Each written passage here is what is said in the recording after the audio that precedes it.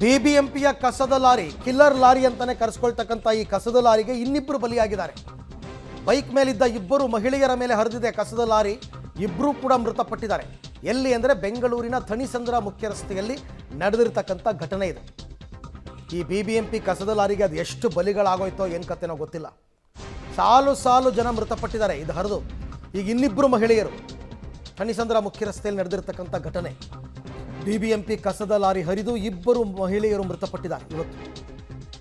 ಆದರೂ ಏನಪ್ಪ ಭಾರಿ ಡೇಂಜರ್ ಇದೆ.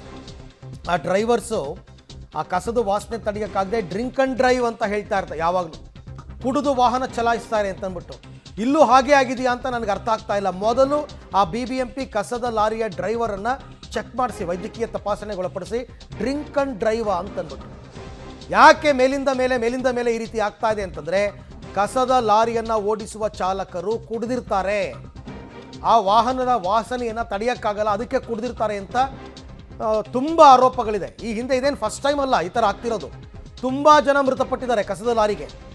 ಈಗ ಒಂದು ಸ್ವಲ್ಪ ಗ್ಯಾಪ್ ಇತ್ತಪ್ಪ, ಒಂದು 2-3 ತಿಂಗಳು ಗ್ಯಾಪ್ ಆಯಿತು ಅಂತ ಅನಿಸುತ್ತೆ. ಮತ್ತೆ ಇವತ್ತು ಇಬ್ಬರನ್ನ ಬಲಿ ತಗೊಂಡಿದೆ.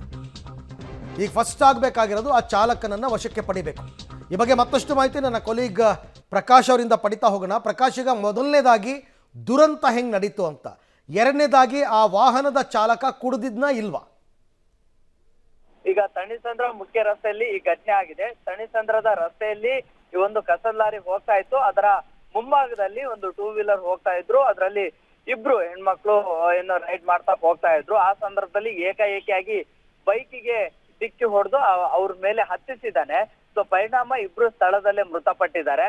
ಸೊ ಈಗಾಗಲೇ ಅವರು ಮೃತರ ವಿಳಾಸ ಅಥವಾ ಮಾಹಿತಿಯನ್ನ ಈಗ ಹೆಣ್ಣೂರು ಸಂಚಾರಿ ಪೊಲೀಸರು ಕೂಡ ಮಾಹಿತಿಯನ್ನ ಕಲೆ ಹಾಕ್ತಾ ಇದ್ದಾರೆ. ಆದ್ರೆ ಈವರೆಗೂ ಕೂಡ ಅವರು ಎಲ್ಲಿ ಅವರು ಏನು ಅನ್ನುವಂಥದ್ದು ಇನ್ನು ಕೂಡ ಮಾಹಿತಿ ಸಿಗ್ತಿಲ್ಲ. ಈಗ ಮೃತದೇಹಗಳನ್ನ ಯಲಹಂಕ ಸರ್ಕಾರಿ ಆಸ್ಪತ್ರೆಗೆ ಶಿಫ್ಟ್ ಮಾಡಲಾಗಿದೆ. ಮರಣೋತ್ತರ ಪರೀಕ್ಷೆಯನ್ನ ಕೂಡ ನಡೆಸಲಾಗುತ್ತೆ.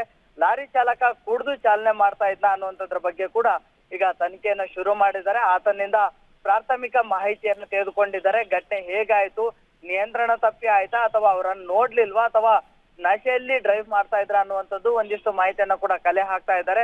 ಸದ್ಯ ಮೃತದೇಹಗಳನ್ನ ಯಲಹಂಕ ಸರ್ಕಾರಿ ಆಸ್ಪತ್ರೆಗೆ ಶಿಫ್ಟ್ ಮಾಡಿ ಮಾಹಿತಿಯನ್ನ ಕಲೆ ಹಾಕ್ತಾ ಇದ್ದಾರೆ. ಜೊತೆಗೆ ಚಾಲಕನನ್ನ ವಶಕ್ಕೆ ಪಡೆದು ಇದೀಗ ಆತನನ್ನ ಕೂಡ ಈಗ ವೈದ್ಯಕೀಯ ತಪಾಸಣೆಗೆ ಒಳಪಡಿಸ್ತಾರೆ. ಅಂದ್ರೆ ಕುಡ್ದಿದ್ನ ಇಲ್ವಾ ಅನ್ನುವಂಥದ್ರ ಬಗ್ಗೆ. ಈ ರೀತಿಯ ಘಟನೆಗಳು, ಅದರಲ್ಲೂ ಕೂಡ ಕಸದ ಲಾರಿಗಳು ವಾಹನ ಸವಾರಿಗೆ ಡಿಕ್ಕಿ ಹೊಡೆದು ಬೇರೆ ಬೇರೆ ರೀತಿಯ ಘಟನೆಗಳಾಗುವಂಥದ್ದು ಸಾಕಷ್ಟು ಬಾರಿ ನಗರದಲ್ಲಿ ಆಗಿದೆ. ಆದ್ರೆ ಅದಕ್ಕೆ ಮತ್ತೊಂದು ಸೇರ್ಪಡೆ ಆಗಿದೆ ಇವತ್ತು.